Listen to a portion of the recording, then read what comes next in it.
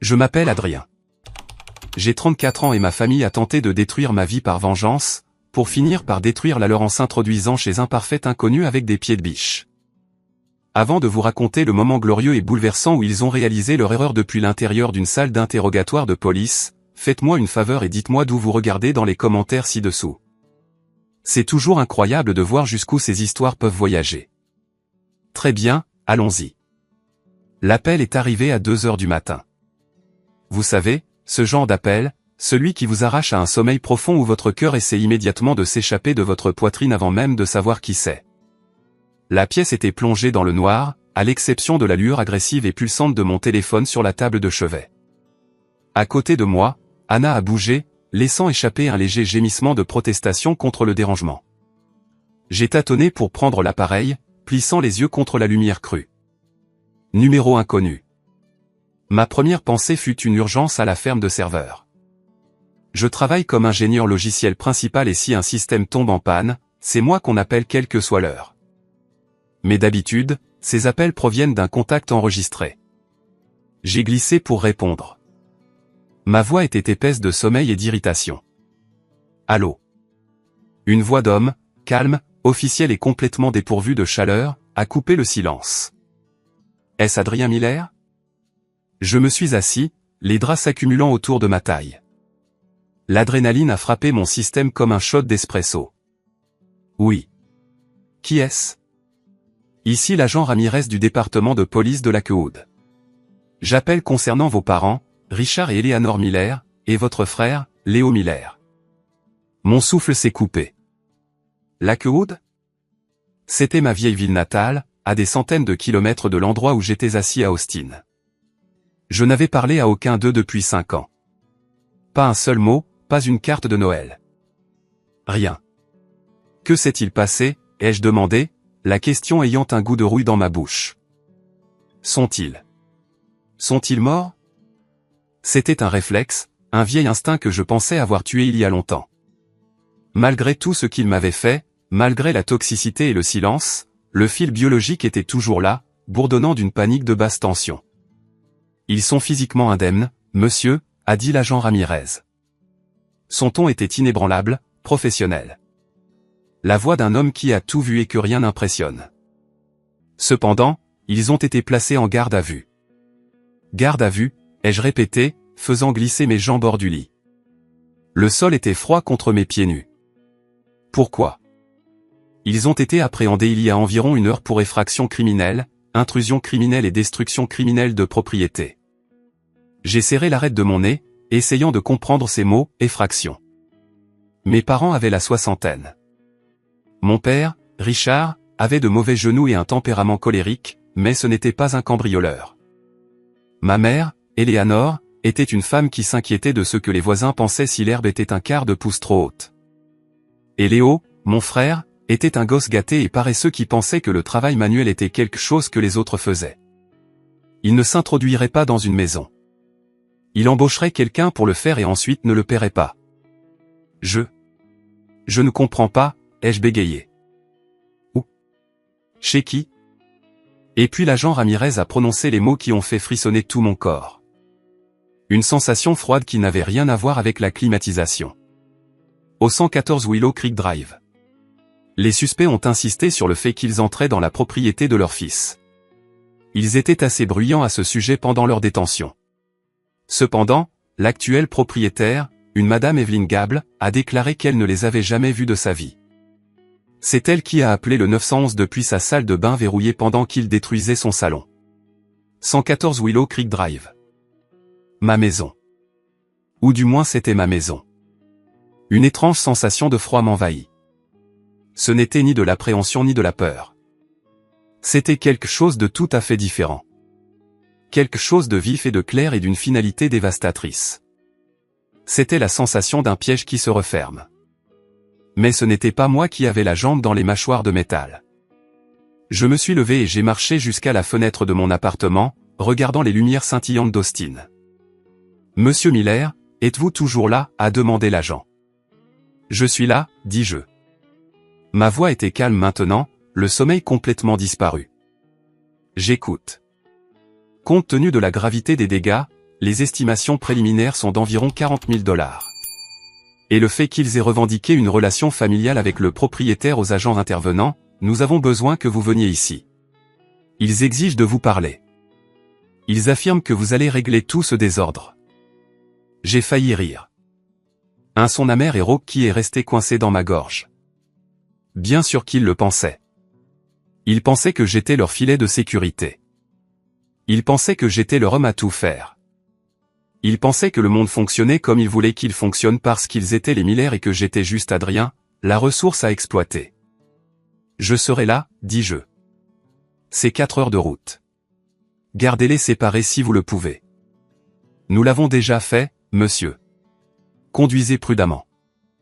La ligne est devenue silencieuse. Anna était assise maintenant. La couette tirée jusqu'à son menton. Ses cheveux noirs étaient en bataille, ses yeux grands ouverts d'inquiétude. Adrien, qu'est-ce que c'est? Qui était-ce? Je me suis tourné vers elle et pour la première fois depuis des semaines. Le nœud d'anxiété qui vivait dans mon plexus solaire avait disparu. C'était la police de Lakewood. Ma famille. Ils ont cambriolé la maison. La main d'Anna a volé à sa bouche. Oh mon Dieu, tu vas bien? Ont-ils blessé quelqu'un? Ils ont détruit le salon, dis-je en me dirigeant vers le placard pour prendre ma valise. Ils pensaient que j'étais à l'intérieur ou du moins que c'était toujours chez moi. Ils sont entrés avec des pieds de biche. Des pieds de biche? Murmura-t-elle, horrifiée. Pour faire quoi? Pour te faire du mal. Peut-être, dis-je en enfilant un jean. Ou juste pour faire du mal à ce que j'ai. Pour briser ce que j'ai construit. C'est leur style. S'ils ne peuvent pas le contrôler, ils le détruisent. J'ai fermé ma valise. Mais voilà, Anna. Ils ne se sont pas introduits chez moi. Une lente prise de conscience a éclairé son visage. Elle savait. Elle était la seule à connaître l'ampleur totale des mouvements secrets frénétiques que nous avions faits le mois dernier. Un petit sourire triste a effleuré ses lèvres. Madame Gable. Madame Gable, ai-je confirmé. Ils ont terrorisé une veuve âgée parce qu'ils étaient trop aveuglés par la cupidité et la rage pour vérifier les registres immobiliers. Je me suis dirigé vers le lit et j'ai embrassé son front. Je dois y aller. Je dois aller jusqu'au bout. C'est ça, Anna. C'est la fin. Fais attention, dit-elle en me prenant la main et en la serrant fort. Ne les laisse pas te ramener. N'oublie pas que tu ne leur dois rien. Pas un seul centime. Pas une seule minute de ta paix. Je sais, dis-je. Et pour la première fois de ma vie, je le croyais vraiment. Le trajet jusqu'à Lakewood fut un flou de lumière d'autoroute et de tronçons sombres de l'autoroute inter-État du Texas. Je n'ai pas écouté la radio. J'ai juste écouté le bourdonnement des pneus sur l'asphalte, laissant mon esprit rejouer les événements qui nous avaient conduits ici. C'était une tragédie, vraiment, une farce shakespearienne d'arrogance et de stupidité. Mais pour comprendre comment mon père de 60 ans s'est retrouvé menotté et comment ma mère s'est retrouvée face à une accusation de crime au lieu d'organiser son club de bridge, il faut remonter le temps. Il faut comprendre la dynamique. Il faut comprendre l'argent. Le plus important, il faut comprendre l'enfant prodige. Je me suis garé sur le parking du poste de police de Lakewood juste au moment où le soleil commençait à teinter le ciel oriental d'un gris pâle et maladif. Le bâtiment était une forteresse de briques trapues, peu accueillante et froide.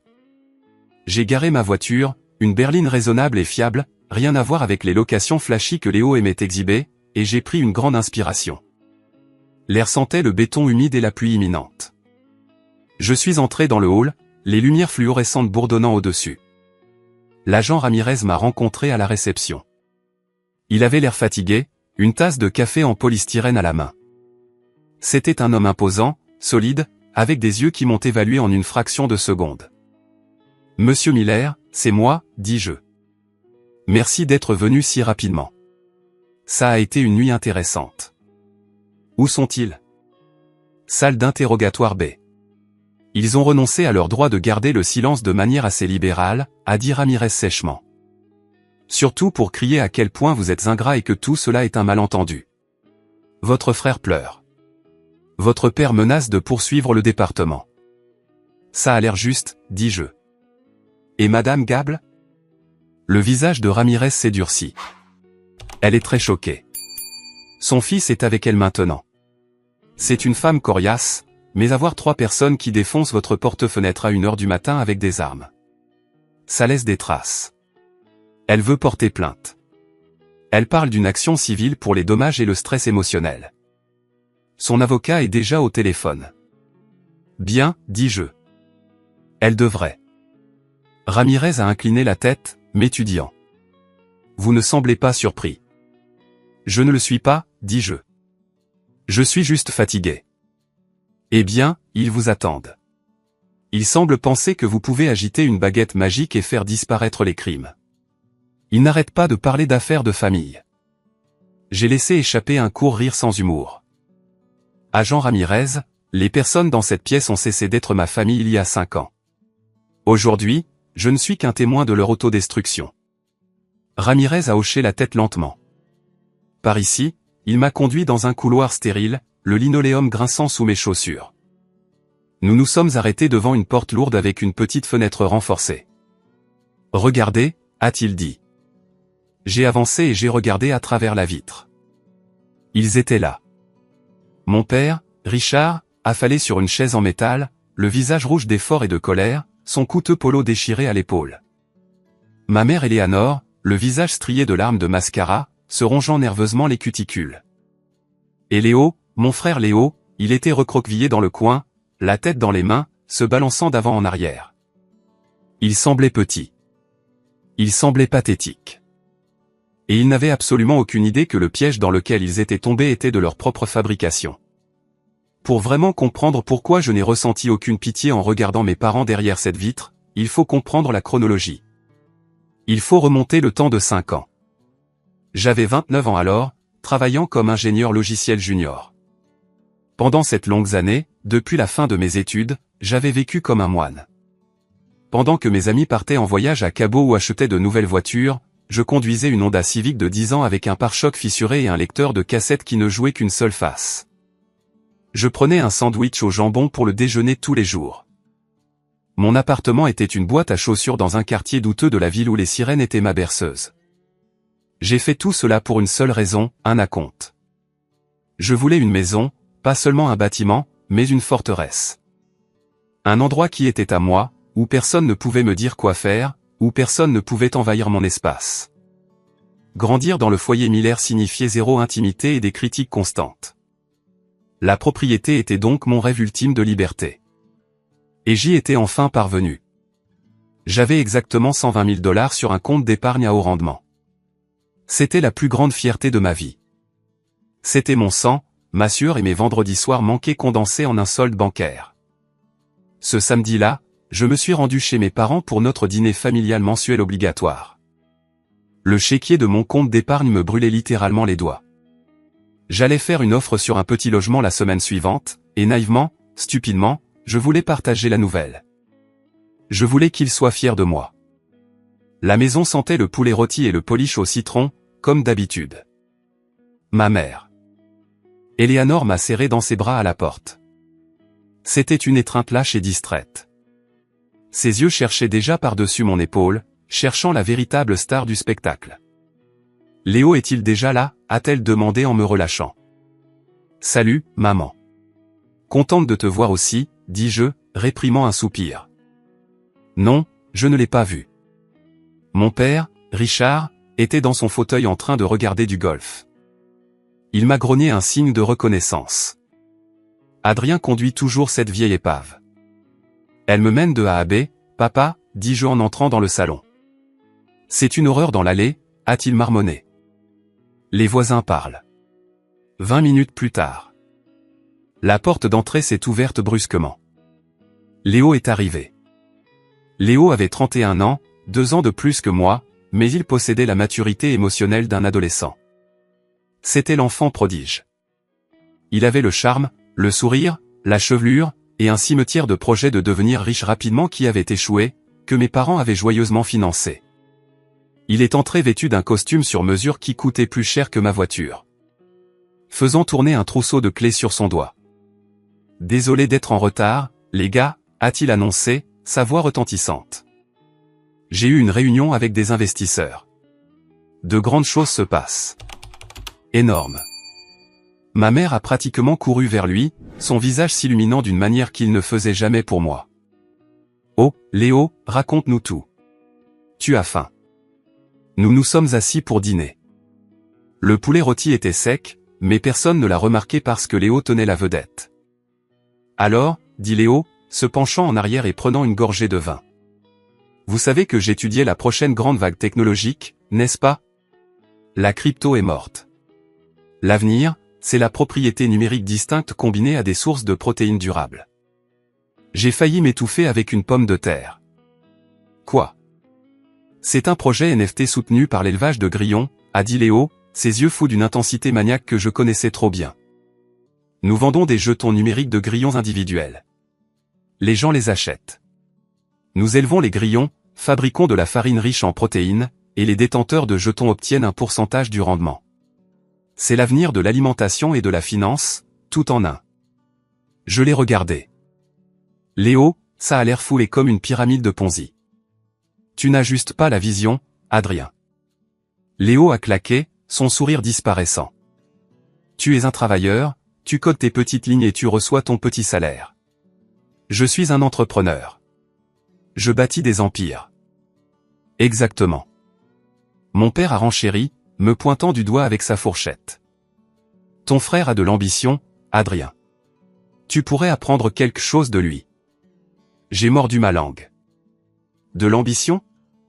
Léo avait épuisé son fonds d'études, puis un prêt de 50 000 $ de nos grands-parents pour une entreprise d'eau de luxe pour chiens qui avait échoué, puis encore 20 000 de nos parents pour une application censée révolutionner l'industrie des parapluies. Quoi qu'il en soit, a poursuivi Léo, sa voix s'adoucissant en une sincérité répétée. Le closing pour les partenaires fondateurs est lundi. J'ai l'équipe. J'ai les droits fonciers sécurisés. J'ai juste besoin du capital de démarrage pour l'infrastructure du serveur et le stock initial de reproducteurs. Combien, a demandé ma mère, sa voix tremblante d'excitation.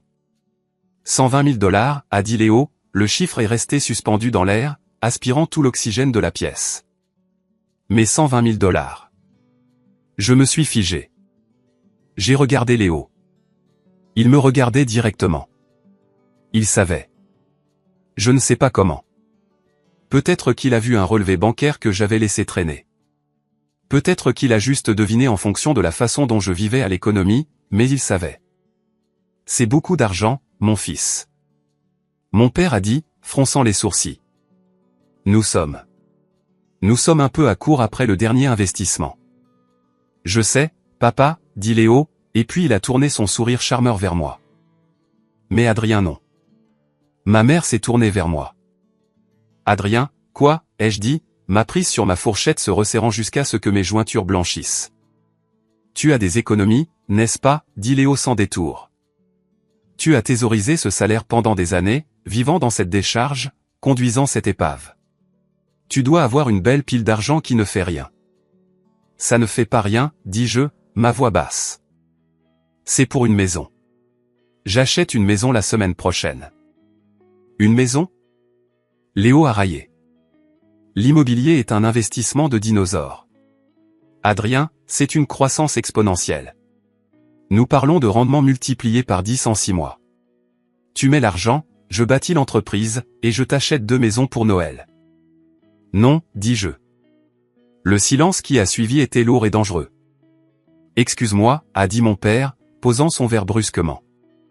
J'ai dit, non, ai-je répété, regardant mon père dans les yeux. Je n'investis pas dans les NFT de grillons, papa. J'achète une maison. C'est mon argent. Je l'ai gagné. Ma mère a tendu la main à travers la table. Son visage se contorsionnait en un masque de supplication qui a rapidement viré à la manipulation. Adrien, chéri, pense à la famille. Ton frère a besoin de cette chance. C'est sa grande opportunité. Tu sais à quel point il a essayé. Il n'a pas essayé fort, ai-je répliqué. La colère a finalement débordé. Il a joué fort. Il a gaspillé chaque centime que vous lui avez jamais donné. Je ne vais pas jeter mes économies dans un brasier. Ce n'est pas les jeter, a crié Léo, claquant sa main sur la table. C'est un investissement. Pourquoi es-tu toujours si jaloux de moi? Tu ne peux pas me voir réussir. J'adorerais te voir réussir, Léo, dis-je calmement. Je ne paierai juste pas pour ton échec. Mon père s'est levé.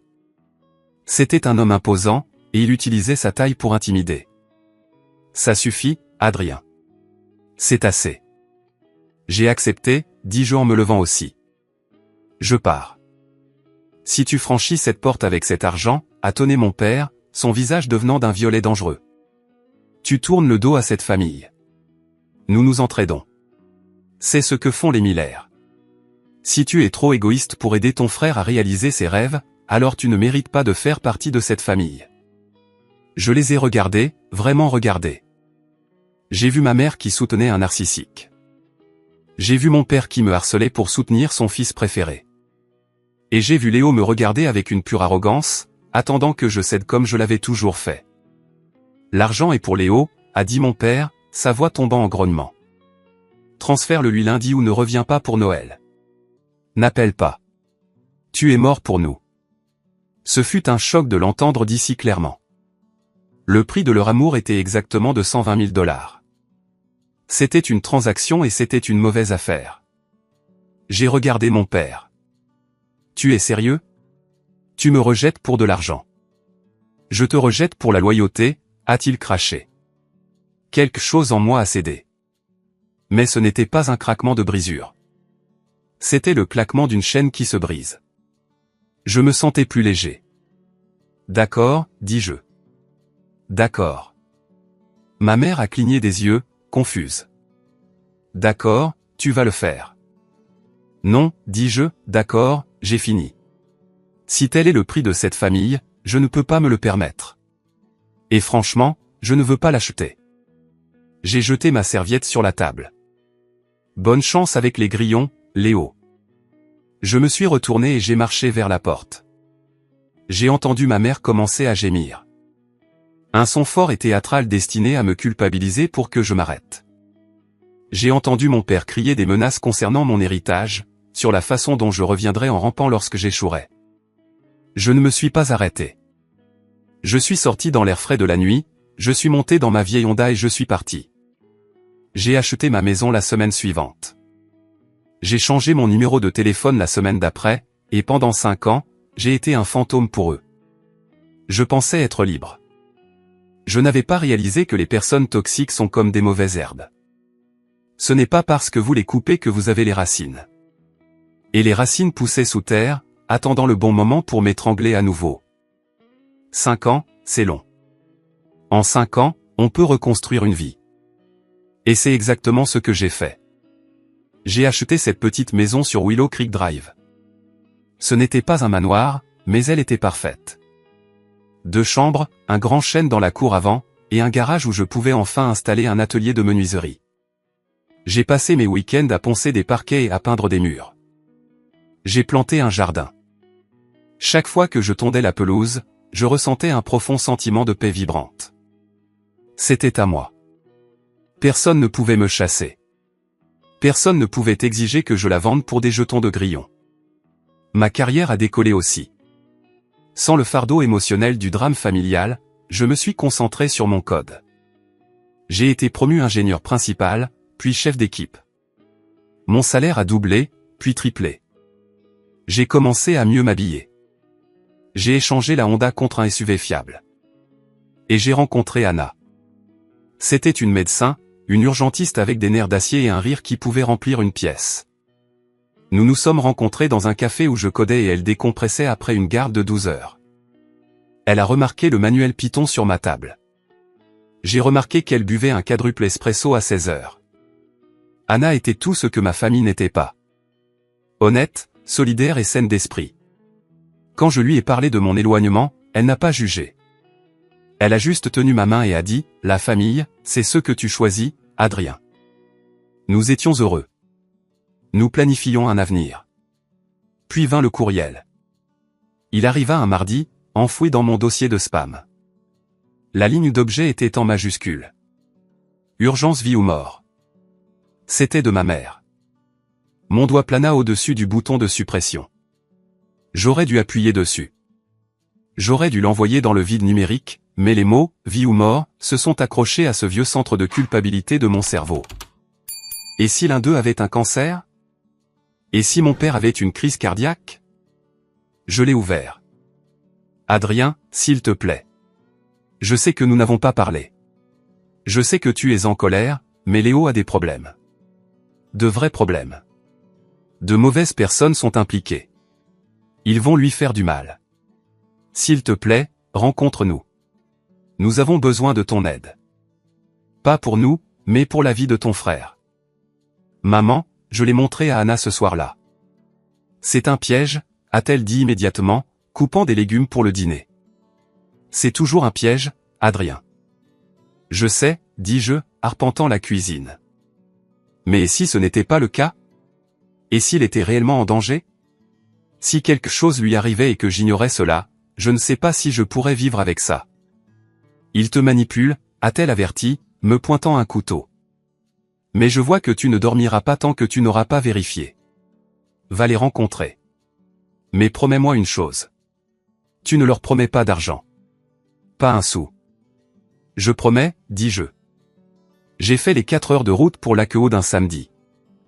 J'ai accepté de les rencontrer dans un restaurant en bordure de ville, un terrain neutre. Quand je suis entré, j'ai à peine reconnu mes parents. Mon père avait l'air diminué, sa fanfaronnade remplacée par un tic nerveux dans sa mâchoire. Ma mère avait l'air vieillie, ses cheveux gris à la racine.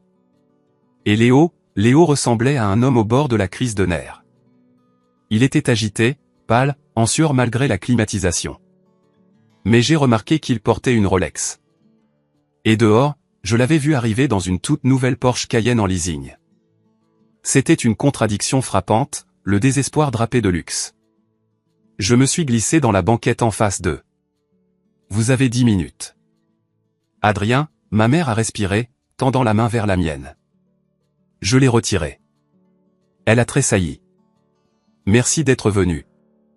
10 minutes, ai-je répété. Ce sont les investisseurs, a dit Léo, la voix craquante. Il ne m'a pas regardé dans les yeux. Je me suis impliqué avec des gars pour une opération de minage de crypto. J'ai emprunté de l'argent pour financer l'achat initial. Laisse-moi deviner, dis-je sèchement. La farine de grillon n'a pas marché. Ce n'est pas une blague. Mon père a claqué, bien que cela manquait de son ancienne fougue. Ton frère est endetté auprès de gens dangereux. Des usuriers, Adrien, pas des banques. Ce ne sont pas des gens qui envoient des lettres. Ils envoient des gars avec des battes de baseball. Combien, demandai-je. Léo a dégluti difficilement. 150 000. J'ai laissé échapper un léger sifflement. Et laisse-moi deviner, vous voulez que je fasse un chèque? Nous ne l'avons pas, ma mère a sangloté. Nous lui avons donné tout ce que nous avions pour la dernière entreprise. Nos comptes de retraite sont vidés. Nous avons un deuxième prêt hypothécaire sur la maison. Il ne nous reste rien, Adrien. Et les gars, ils ont dit qu'ils voulaient l'argent avant vendredi, a chuchoté Léo. Ou ils vont me briser les jambes. Ils ont dit qu'ils allaient me tuer, Adrien. Mon père m'a regardé, ses yeux suppliants. Tu es le seul à pouvoir aider. Nous savons que tu te portes bien. Nous avons vu ton LinkedIn, ingénieur principal. J'ai un prêt hypothécaire, dis-je froidement. J'ai des dépenses. Je n'ai pas 150 000 $ en espèces. Mais tu as la maison, dit mon père. Et voilà, le virage. La maison sur Willow Creek, mon père a continué, sa voix retrouvant une force désespérée. Les valeurs immobilières ont grimpé en flèche dans ce quartier. Tu dois avoir au moins 200 000 $ de capitaux propres maintenant. Si tu la vends ou si tu contractes un prêt hypothécaire. Tu veux que je vende ma maison, ai-je demandé, ma voix dangereusement calme. La maison que j'ai construite, la maison où je vis pour payer les dettes de jeu de Léo. Ce n'est pas du jeu, a crié Léo. C'était des affaires et c'est ma vie. Adrien, vas-tu accorder plus de valeur à un tas de briques qu'à la vie de ton frère? J'ai regardé Léo. J'ai vu la Rolex à son poignet. Vends la montre, dis-je. Léo a couvert son poignet instinctivement. Ça? C'est une fausse. Ça ne vaut rien. Vends la Porsche dans laquelle je t'ai vu arriver. C'est un leasing, a-t-il crié. Je ne peux pas la vendre. Alors tu as un problème, dis-je en me levant de la banquette. Mais c'est ton problème, pas le mien. Adrien. Ma mère s'est levée, attrapant ma manche. Comment peux-tu être si cruel? C'est ton frère. Ils vont le tuer. S'ils sont de vrais criminels, va voir la police, dis-je en la repoussant. Entre en protection des témoins. Mais je ne vends pas ma maison. Je ne me mets pas en feu pour te garder au chaud. Pas encore. Salaud égoïste. Mon père a hurlé, faisant tourner les têtes dans le restaurant. Je le savais. Je savais que tu étais pourri. Tu laisserais ton frère mourir juste pour garder ton précieux argent. Je laisserai mon frère faire face aux conséquences de ses propres actions, ai-je corrigé. Il y a une différence. J'ai jeté un billet de 20 $ sur la table pour le café que je n'avais pas bu. Ne me contactez plus. Si vous vous présentez chez moi, j'appellerai les flics. Je suis sorti, mon cœur battant la chamade.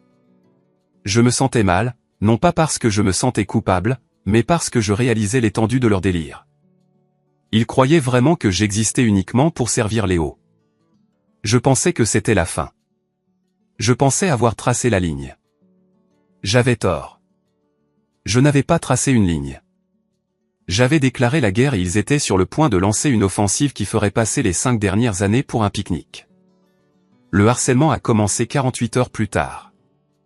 D'abord, ce furent les appels téléphoniques, des dizaines, de mes parents, de Léo, de numéros bloqués. Ils laissaient des messages vocaux allant de supplications en larmes, « Maman veut juste que la famille se retrouve », à une rage vitriolique, « Tu pourriras en enfer pour ça ». J'ai bloqué tous les numéros, mais ils ont continué à acheter des téléphones jetables. Puis ils se sont présentés. Je travaillais à la maison un jeudi quand j'ai vu une voiture s'arrêter de l'autre côté de la rue. C'était l'ancienne berline de mes parents. Ils ne sont pas venus à la porte. Ils se sont juste assis là à regarder. C'était une tactique psychologique purement conçue pour me déstabiliser. Ça a marché. J'ai fermé les stores, l'estomac noué. Ce soir-là, j'ai trouvé une note scotchée à ma porte d'entrée. Elle était écrite au marqueur noir épais. La famille est tout. Tu le regretteras. J'ai appelé la ligne de police non urgente pour déposer une plainte pour harcèlement. Ils ont pris une déclaration mais ont dit qu'à moins d'une menace directe de violence ou de dommages matériels, il n'y avait pas grand-chose qu'ils puissent faire contre des gens se garant dans une rue publique. Le lendemain, la guerre s'est déplacée sur mon lieu de travail. J'étais en pleine revue de code quand David, un type du marketing qui avait toujours été jaloux de ma promotion, est passé devant mon bureau. Il avait un sourire suffisant plaqué sur le visage. « Salut, Adrien », a-t-il dit assez fort pour que tout l'open space entende. Les RH viennent de recevoir un appel étrange. Une dame qui pleure en disant que tu abandonnes ton frère mourant et que tu lui voles son héritage. Elle a dit que c'était ta mère. Mon visage a brûlé. La pièce est devenue silencieuse. C'est une affaire personnelle, David, dis-je, ma voix tendue. Et ce n'est pas vrai. Et, mec. Pas de jugement. David a ri, levant les mains. Juste oups. Peut-être paie tes dettes pour qu'ils arrêtent de bloquer le standard de l'entreprise. Je suis allé directement au RH et j'ai expliqué la situation. Ils ont été compréhensifs, promettant de bloquer le numéro, mais le mal était fait. Mon sanctuaire, ma réputation professionnelle, était entachée par leur chaos.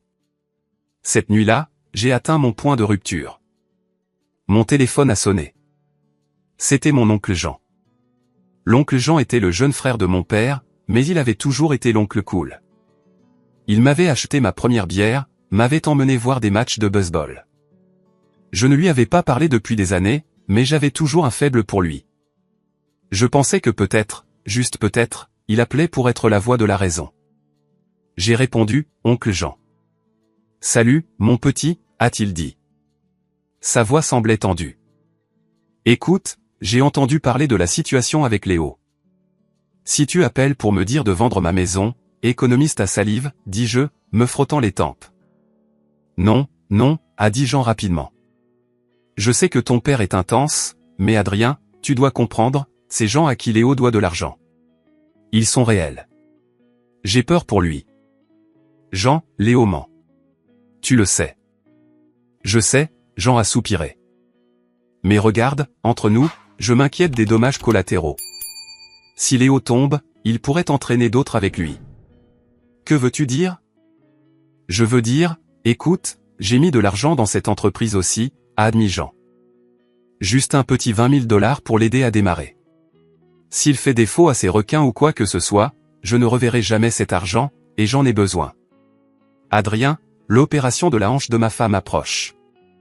La prise de conscience m'a frappé comme un coup physique. Tu n'appelles pas parce que tu t'inquiètes pour la sécurité de Léo, dis-je. Ma voix neutre. Tu appelles parce que tu es un créancier. Je suis de la famille, Jean a protesté. Mais oui, j'ai ma part du gâteau. Si tu vends la maison, tout le monde est payé. Léo est en sécurité. Je récupère mon argent. Tes parents arrêtent de paniquer. C'est la solution propre. Fais juste ce qu'il faut, mon petit. Ce qu'il faut. J'ai ri. Un son dur et rauque. Ce qu'il faut, c'est que vous, les hommes adultes, cessiez de considérer mon compte bancaire comme votre police d'assurance. J'ai raccroché. Je me suis tenu au milieu de mon salon, la pièce que j'avais peinte, la pièce où Anna et moi regardions des films le vendredi soir, et j'ai senti les murs se refermer. Ils n'arrêteraient pas. Ils n'arrêteraient jamais. Tant que j'étais là, à leur portée, à leur vue, j'étais une cible. Anna est rentrée 1 heure plus tard. Elle a jeté un coup d'œil à mon visage et a su. Nous devons partir, dis-je. Je sais, dit-elle. Elle a posé son sac. Où allons-nous, Austin, dis-je. Mon entreprise y ouvre un nouveau centre. Mon patron, Monsieur Henderson, m'a offert le rôle principal il y a 1 mois. Je ne t'ai rien dit parce que je ne voulais pas nous déraciner. Mais maintenant. Maintenant, ça ressemble à un bateau de sauvetage, a dit Anna. Elle m'a serré fort dans ses bras. Faisons-le. Mais nous devons être intelligents. S'ils savent que tu vends, ils essaieront de bloquer la vente. Ils saboteront la vente ou essaieront de mettre un privilège sur la maison ou de culpabiliser les acheteurs. Nous le faisons hors marché, dis-je, le plan se formant rapidement dans mon esprit.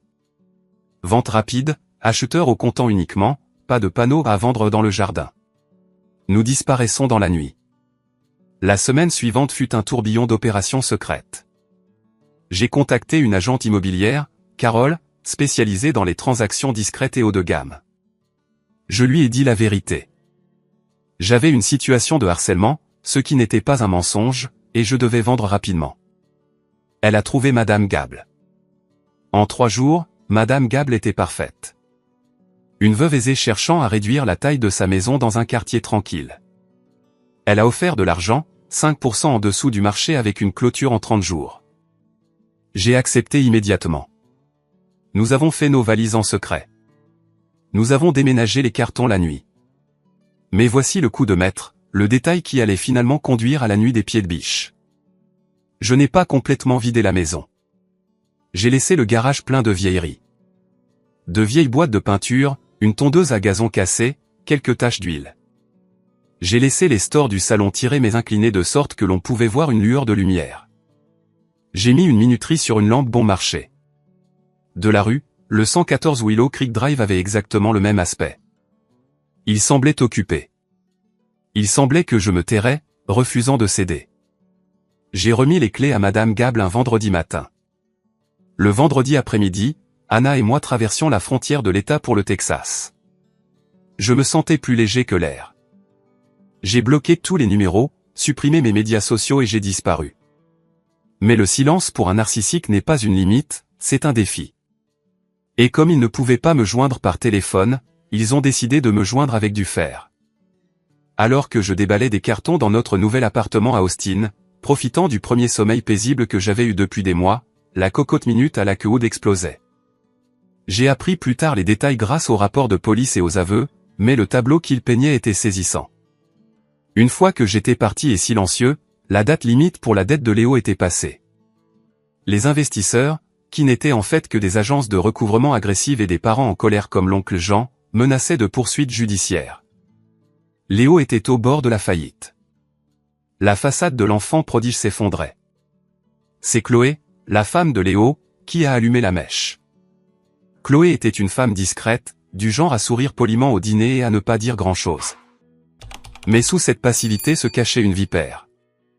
Selon l'enquête, c'est elle qui a murmuré le poison à l'oreille de ma mère. Il a probablement vendu la maison et s'est enfui avec l'argent. Chloé avait spéculé autour d'un verre de vin chez mes parents. Il est assis sur tout cet argent pendant que Léo est sur le point d'être ruiné. Ce n'est pas juste, Éléanore. C'est notre argent. Si nous ne pouvons pas l'avoir, il ne devrait pas pouvoir en profiter non plus. Si nous ne pouvons pas l'avoir, personne ne peut l'avoir. La devise des toxiques. Mon père, alimenté par le whisky et une vie d'arrogance incontrôlée, a attrapé un pied de biche dans son abri à outils. Je vais donner une leçon à ce garçon ingrat. A-t-il marmonné. Je vais démolir cette maison jusqu'à ce qu'elle ne vaille plus rien. Voyons-le la vendre, alors. Ma mère a attrapé une clé de roue. Léo, terrifié par ses créanciers et désespéré d'apaiser ses parents, a attrapé une batte de baseball. C'était une nuit sans lune. Ils se sont garés à un pâté de maison, un acte criminel délibéré. Ils ont marché jusqu'au 114 Willow Creek Drive, vêtus de vêtements sombres. Ils se sont tenus sur la pelouse. Ils ont vu la faible lumière de la lampe à minuterie que j'avais laissée. Ils ont vu les vieilleries dans le garage par la fenêtre latérale. Il est là, a sifflé mon père, caché comme un lâche. Ils sont allés à la porte-fenêtre arrière. Mon père a enfoncé le pied de biche dans le cadre. Avec un craquement écœurant de bois et de métal, la serrure a cédé. Ils sont entrés. Le salon était meublé, mais pas avec mes affaires. Madame Gable avait emménagé ses meubles anciens, sa collection de poupées de porcelaine, la télévision à écran plat de 60 pouces de son défunt mari. Mais dans leur rage aveugle, ma famille n'a pas remarqué la différence. Ils ont juste vu des biens. Ils ont vu les affaires d'Adrien. Mon père a balancé le pied de biche. Crash. L'écran de la télévision a implosé. Ma mère a pris la clé de roue pour la table basse en verre. La collision l'a brisé en 1 million de diamants scintillants. Léo s'est attaqué au mur. Il a balancé la batte, faisant des trous dans le placoplâtre, hurlant « C'est mon argent. C'est mon argent ». Ils ont arraché les rideaux. Ils ont renversé les étagères. Ils ont piétiné des photos encadrées, des photos des petits-enfants de Madame Gable, pensant que c'était des photos de ma vie. À l'étage, Madame Evelyne Gable s'est réveillée au son de l'apocalypse. Elle avait 72 ans. Elle vivait seule. Elle a entendu les cris, des voix masculines, une voix féminine hurlant. Elle a entendu la violence du verre qui se brise. Elle n'a pas crié. Elle n'a pas figé. Elle est sortie de son lit, a pris son téléphone portable et s'est enfermée dans la salle de bain principale. Elle s'est recroquevillée dans la baignoire et a composé le 911. Il y a des gens dans ma maison, a-t-elle chuchoté à la répartitrice, la voix tremblante. Ils détruisent tout. S'il vous plaît, dépêchez-vous. En bas, la destruction a continué pendant 8 minutes. 8 minutes de pure et simple méchanceté. Ils ont causé $40 000 de dommages. Ils ont détruit des héritages.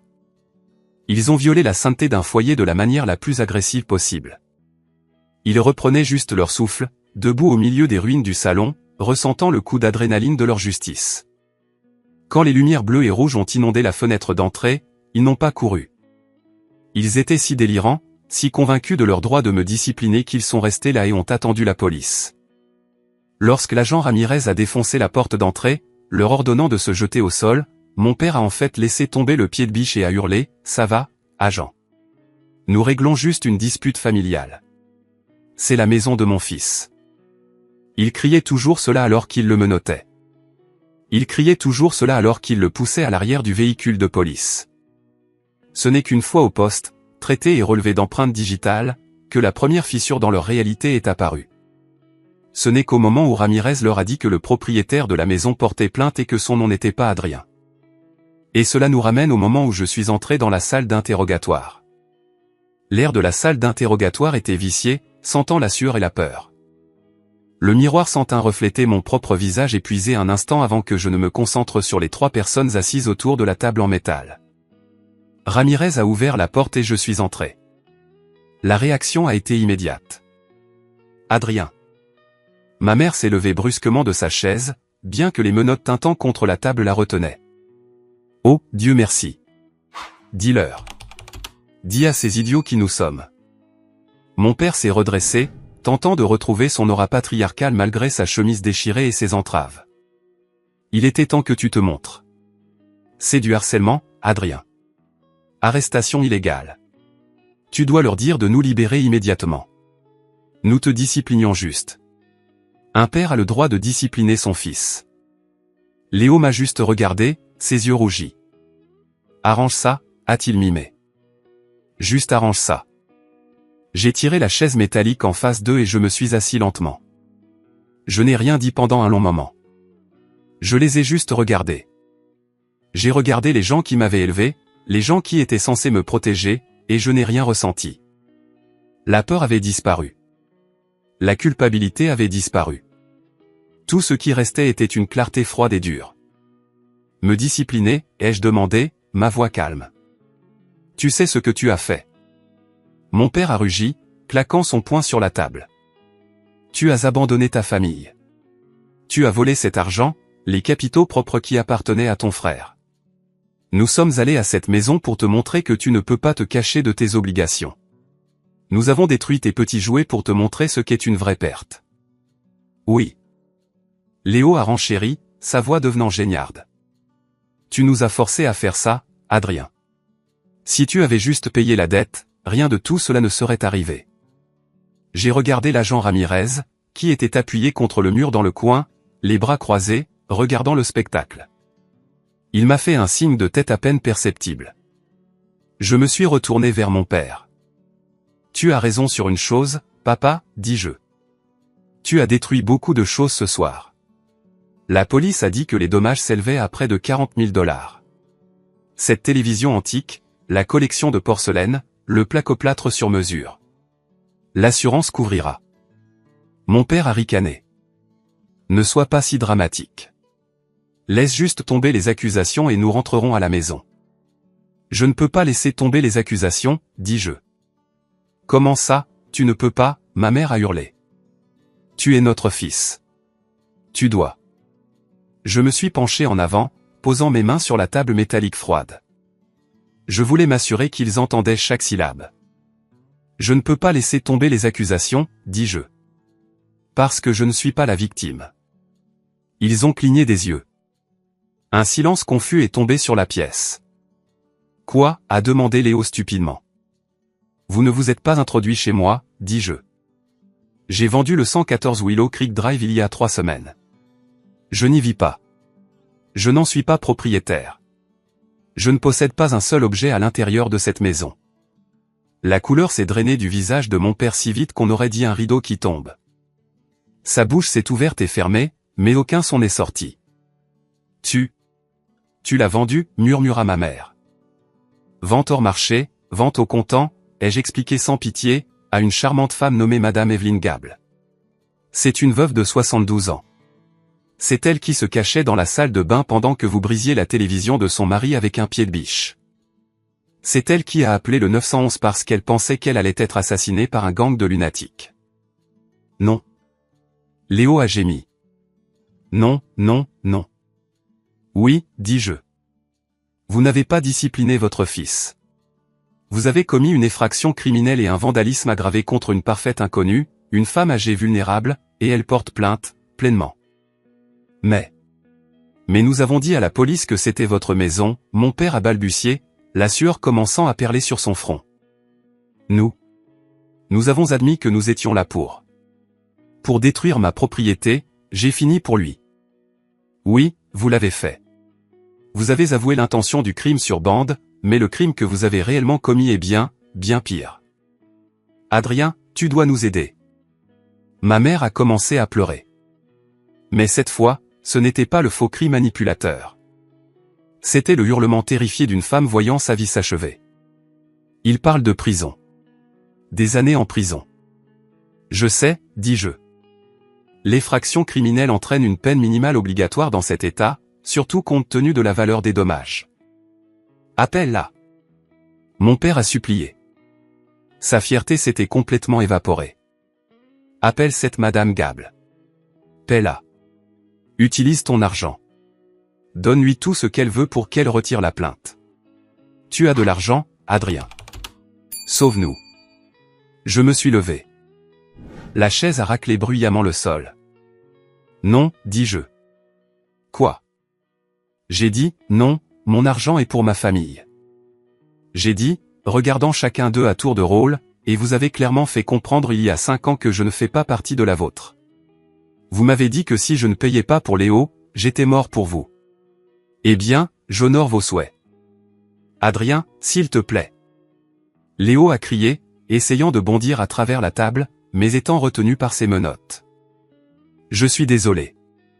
J'ai menti à propos de la mafia. Je ne dois de l'argent qu'aux banques. S'il te plaît. J'ai fait une pause à la porte. Je les ai regardés une dernière fois. Bonne chance avec l'avocat, dis-je. J'entends dire qu'ils sont chers. Je suis sorti de la pièce. Tandis que la lourde porte claquait, coupant leurs cris, j'ai pris la plus profonde inspiration de ma vie. Je suis sorti du poste de police et dans le soleil du matin. L'air était vif. Mon téléphone a vibré dans ma poche. C'était Anna. « Tu vas bien ?» a-t-elle envoyé par SMS. J'ai regardé le ciel. « Je suis libre. » J'ai répondu. Mais tandis que je me tenais là, j'ai réalisé quelque chose. La bataille juridique ne faisait que commencer. Et si j'avais gagné la guerre, le nettoyage allait révéler des secrets sur mon frère et sa femme qui feraient passer même ce cauchemar pour apprivoiser. Les jours suivant l'arrestation furent un tourbillon de jargon juridique et de vindication. Je ne suis pas resté à la coude. Je ne leur ai pas rendu visite dans la cellule de détention. J'ai donné ma déclaration à l'agent Ramirez, remis les coordonnées de la représentation légale de Madame Gable, et je suis retourné directement à Austin. Mais tandis que j'étais physiquement parti, la machinerie que j'avais mise en marche les broyait pièce par pièce. Madame Gable, il s'est avéré, n'était pas juste une douce vieille dame. Elle était la veuve d'un avocat d'affaires de haut vol. Elle connaissait la loi mieux que mon père ne connaissait le dos de sa main. Elle n'était pas vindicative, mais elle était intègre. Elle croyait aux conséquences. Elle a engagé un homme nommé Monsieur Sterling. Je lui ai parlé une fois au téléphone. Sa voix sonnait comme du gravier qui craque sous une botte. Monsieur Miller, Sterling avait dit, vos parents semblent être sous l'impression qu'une lettre d'excuse sincère fera disparaître cela. Je les ai informés que ma cliente n'est pas intéressée par les correspondants. Elle est intéressée par la restitution. Le marteau légal est tombé lourdement. Mes parents et Léo faisaient face à des accusations criminelles. Dans l'État du Texas, les dommages matériels de plus de 30 000 $ combinés à l'effraction ne sont pas une blague. Le procureur, voyant leur âge et l'absence d'antécédents criminels, a proposé un accord de plaidoyer. Il pouvait éviter la prison, ce qui aurait été une condamnation à mort pour la santé de mon père, mais les conditions étaient brutales. 5 ans de probation stricte, une thérapie obligatoire de gestion de la colère et une restitution immédiate et complète des dommages, plus les frais juridiques de Madame Gable. Le total s'élevait à un peu plus de 55 000 $. Dû dans 30 jours, ils ne l'avaient pas. Rappelez-vous, ils avaient déjà vidé leur compte de retraite pour le désastre des NFT de Grillon de Léo. Ils vivaient de chèques de paie en chèques de pension. C'est là que l'histoire se transforme en une tragédie de leur propre fabrication. Pour payer la destruction qu'ils ont causée à une maison qu'ils pensaient être la mienne, ils ont dû vendre la seule chose qu'ils possédaient réellement, leur propre maison. La maison où j'ai grandi. La maison où mon père s'asseyait dans son fauteuil et jugeait le monde. La maison où ma mère organisait ses clubs de bridge et faisait semblant que tout était parfait. Ils ont dû la mettre en vente à un prix bradé pour obtenir de l'argent rapidement. Elle a été vendue en 2 semaines à un revendeur qui prévoyait de la vider. J'ai appris par mon ancienne voisine, Madame Higgins, que le jour où le camion de déménagement est arrivé, mon père s'est assis sur le trottoir et a pleuré. Non pas des larmes silencieuses et dignes, mais des sanglots forts et haletants d'un homme qui réalise qu'il a joué à un jeu de poulet avec la réalité et qu'il a tout perdu. Mais la ruine financière n'était pas le plus gros coup. Le plus gros coup, c'était la vérité sur Léo. Pendant l'enquête préliminaire à la condamnation, le tribunal a dû examiner les circonstances atténuantes que mes parents revendiquaient. Ils n'arrêtaient pas de dire au juge, nous devions le faire. La vie de notre fils était en danger. La mafia venait le chercher. Alors, la police a enquêté sur la menace. Ils ont réquisitionné les relevés téléphoniques de Léo. Ils ont examiné ses finances. Ils ont retrouvé les gens à qui il devait de l'argent. Il n'y avait pas de mafia. Il n'y avait pas de gars avec des battes de baseball. Il n'y avait pas de date limite de vie ou de mort. Léo devait 40 000 $ à American Express. Il devait 30 000 $ à une plateforme de crypto où il avait fait de mauvaises opérations à effet de levier. Et il devait 50 000 $ à l'oncle Jean et à quelques autres cousins éloignés. Les messages vocaux menaçants que ma mère prétendait avoir entendus. Léo les avait enregistrés lui-même à l'aide d'une application de changement de voix sur son téléphone. Il avait fabriqué toute la crise. Il avait terrifié ses parents âgés, les avait mis en rage protectrice, et les avait pointés sur moi comme une arme chargée. Tout cela parce qu'il ne voulait pas déclarer faillite et perdre sa Porsche en leasing. Quand cela est apparu, quand le procureur a déposé les preuves sur la table lors d'une audience, mon père a finalement craqué. Je n'étais pas là, mais mon ami Marc, dont le cousin travaille comme huissier au tribunal, m'a raconté l'histoire. Ton père n'a pas dit un mot, m'a dit Marc au téléphone. Il s'est juste retourné lentement et a regardé Léo, et Léo. Léo a rétréci. Il a essayé de bégayer quelque chose à propos de la protection de l'image de la famille. Mais ton père s'est juste levé et est sorti de la salle d'audience. Le juge a dû lui ordonner de retourner à sa place. Le lien était brisé. L'enfant prodige n'était pas seulement terni. Il s'est révélé être de l'or de fou. Au moment où la poussière est retombée, mes parents vivaient dans un petit appartement d'une chambre dans le mauvais quartier de la ville. Par coïncidence, non loin de l'endroit où je vivais quand j'économisais, ils dormaient sur un canapé-lit. Léo et Chloé logeaient avec eux parce qu'ils avaient été expulsés de leur luxueux condo. Imaginez ce foyer pour des personnes amères et brisées entassées dans 55 mètres carrés, étouffant sous le poids de leurs propres ressentiments. Mon père qui réalisait qu'il avait renié le mauvais fils. Ma mère qui essayait de maintenir la paix dans une zone de guerre. Léo, dépouillé de ses mensonges. Et Chloé, regardant tout cela avec des yeux froids et calculateurs. Je ne m'en suis pas réjoui. Je n'ai pas ressenti de frisson de victoire. J'ai juste ressenti un profond sentiment de soulagement de ne pas être dans cette pièce avec eux. J'étais à Austin. Je me réveillais à côté d'Anna. J'allais à un travail où j'étais respecté. Mais l'univers m'avait réservé un dernier test, une dernière tentative du passé pour me ramener. Cela s'est passé environ une semaine avant la date prévue pour la clôture officielle de l'achat d'une nouvelle maison à Austin. Une vraie maison cette fois, partagée avec Anna. Mon téléphone a sonné. C'était un numéro que je ne reconnaissais pas, mais l'indicatif régional était celui de Lakewood. J'ai hésité à répondre. J'avais encore changé mon numéro, mais d'une manière ou d'une autre, il l'avait trouvé. Le désespoir rend les gens ingénieux. J'ai décroché. C'est Adrien. Adrien? C'est maman. Sa voix était méconnaissable. Le ton impérieux et exigeant avait disparu. La douceur manipulatrice avait disparu. C'était un son creux et grattant, comme des feuilles sèches glissant sur le trottoir. « Salut, maman » dis-je. Mon pouls n'a pas accéléré. Mes mains n'ont pas tremblé. J'étais calme. Nous avons perdu la maison, dit-elle. J'ai entendu, ai-je répondu. Ton père, il ne va pas bien. Il reste juste assis sur la chaise. Il ne mange pas. Le médecin dit que c'est de la dépression. Peut-être une démence précoce causée par le stress. Elle a fait une pause, attendant que je remplisse le silence d'inquiétude. Je suis resté silencieux. Nous vivons avec Léo et Chloé, a-t-elle continué, l'humiliation transparaissant à travers le téléphone. Mais ça ne marche pas, Chloé. Elle est difficile. Elle crie après ton père parce qu'il respire trop fort. Et Léo. Léo ne fait que jouer aux jeux vidéo toute la journée. Il ne cherche pas de travail. Ça a l'air difficile, dis-je d'un ton neutre.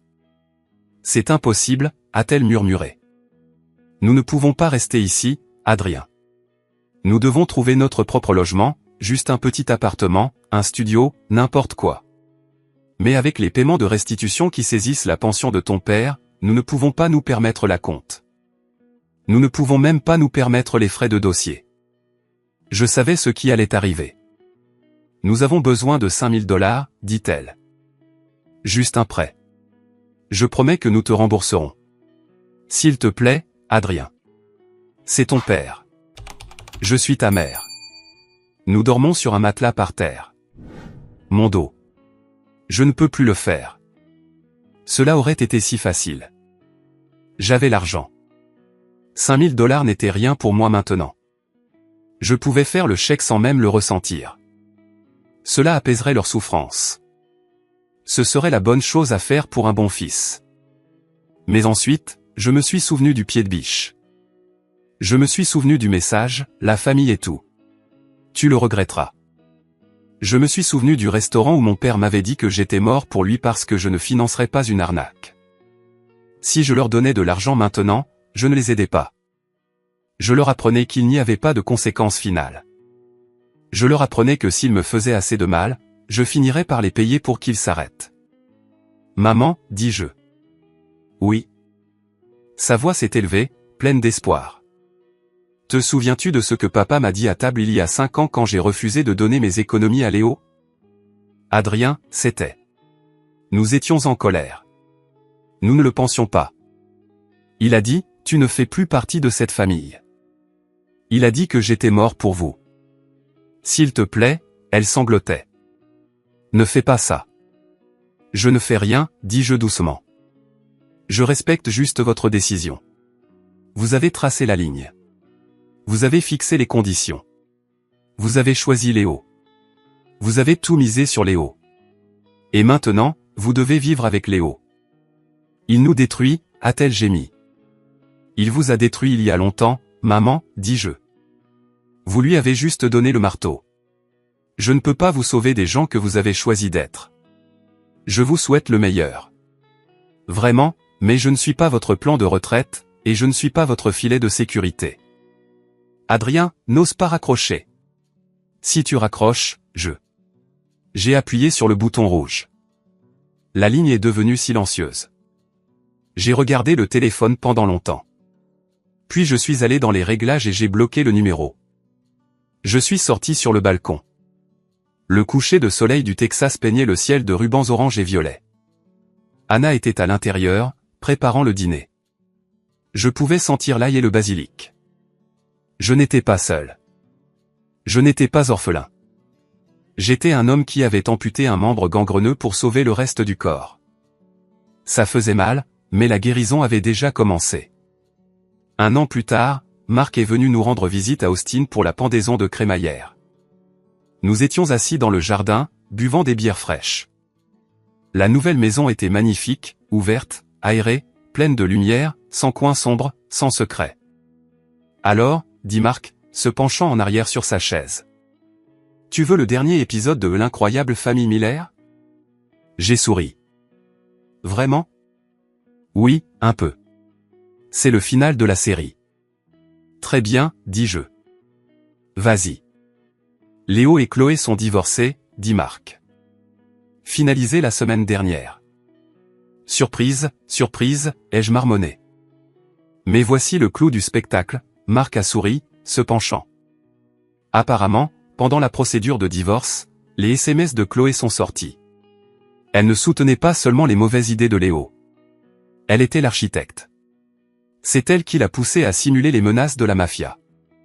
C'est elle qui a dit à tes parents que tu avais vendu la maison et que tu t'étais enfui avec l'argent juste pour les énerver. Pourquoi, ai-je demandé, stupéfait. Parce qu'elle voulait ton argent, a dit Marc. Elle savait que Léo était fauché. Elle s'est dit que s'il te faisait suffisamment pression, tu craquerais, paierais les dettes, et elle pourrait continuer à vivre son train de vie. Quand l'argent n'est pas arrivé et que tes parents sont devenus fauchés, elle a fait ses valises. Elle a pris le reste de l'argent de Léo et est retournée en Arizona avec sa sœur. Et Léo livre des pizzas. Marc a dit, je l'ai vu la semaine dernière. Il conduit une vieille Corolla de 2005. Il a l'air humble. Il a essayé de me faire signe, mais j'ai fait semblant de ne pas le voir. J'ai pris une gorgée de ma bière. L'enfant prodige livrait des pizzas dans une voiture rouillée.